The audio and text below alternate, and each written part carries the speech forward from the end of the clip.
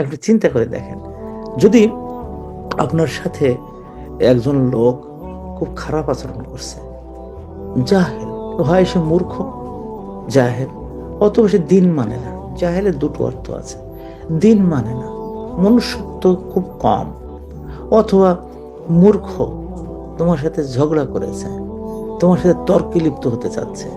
আল্লাহ তাআলা বলছেন সেখানে কি, যদি তুমি জান্নাতে যেতে চাও, আর জান্নাত ফেরদাউসের একেবারে উপর তলায় থাকতে চাও, একদম উপর তলায়, তাহলে তোমার একটা গুণ অর্জন করতে হবে।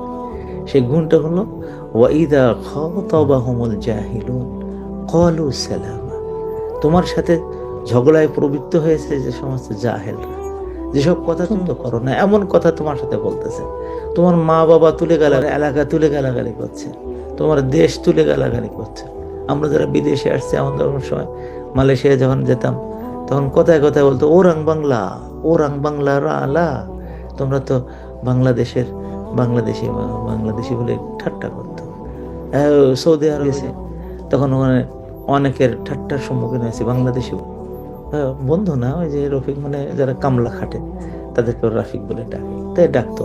আমার একদিন ডাকছে, আমি তখন ইউনিভার্সিটির ছাত্র, তা আমাকে রফিক রফিক, তাহলে তুমি আমার রফিক বললে, তাহলে তোমরা তো সব রফিক। আমার না, আমি বাংলাদেশের ছাত্র, তোমাদের যারা সৌদি ছাত্র তাদের চেয়ে ভালো রেজাল্ট করতেছে। তখন সে বলতেছে সৌদি। এখন এই যে একজন মানুষকে আপনি গালাগালি দিচ্ছেন, এরকম কেউ গালাগালি আপনাকে দিচ্ছে, তখন আমাদের রেসপন্সটা কেমন হবে? আল্লাহ তাআলা বলেন কুলু লিন-নাসি হুসনা, সুন্দর করে কথা বলো।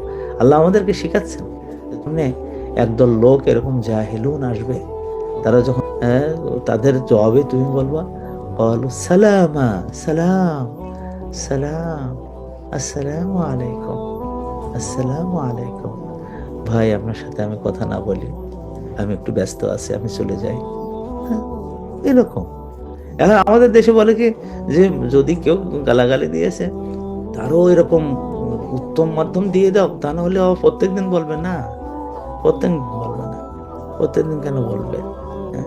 তো এইরকম আমাদের কিন্তু মাথায় রাখা দরকার যে আপনি চায়নায় যান, আপনি যারা সারা পৃথিবীতে এখন মানে ব্যবহারে ভালো, কথায় ভালো, তারা কিন্তু সারা পৃথিবী মানে দখল করে ফেলতেছে।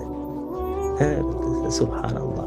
তো এখানে আমরা যদি দেখতে পারি যে আমরা যারা দায়ী ইলাল্লাহ, আমরা মুসলিম মানে দায়ী ইলাল্লাহ, আমাদের সাথে চতুর্পাশে যে সমস্ত লোক আছে তাদের সাথে সুন্দর কথা বলা, বাবা মার সাথে সুন্দর কথা বলা, স্বামীর সাথে স্ত্রী, স্ত্রীর সাথে স্বামী, এই অত জোরে জোরে কথা বলে চিৎকার করতে হবে কেন? এত চিৎকার করতে হবে কেন? ওই ছেলে মেয়ে ওইগুলো সব শিখে গেলে